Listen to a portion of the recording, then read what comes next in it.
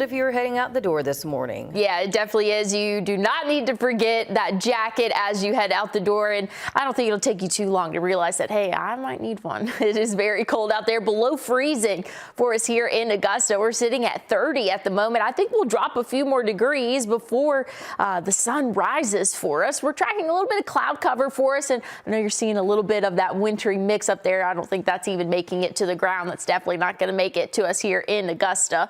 But just thought I'd point that out for us. Once we get into the afternoon, though, temperatures will rise. We'll see those middle and upper 50s by the afternoon. Once we go into the overnight hours, clear skies are going to help us cool off. We'll see those lows again in the upper 20s. So it's been a cold couple of mornings, and that trend's going to continue for the next couple of days for us. And once we get into the afternoon, Saturday, really not warming up too much. We'll still be in the low 50s for us, so relatively chilly for our weekend. Same can be said Sunday. Cloud cover will start to build in, though, but we can expect to see some isolated showers as we go throughout the afternoon or late evening, I should say, for us for your Sunday. And then Monday throughout the morning and afternoon, we can expect to see that rain push through, but should be out of our hair by the time the evening rolls around. So that's some good news there.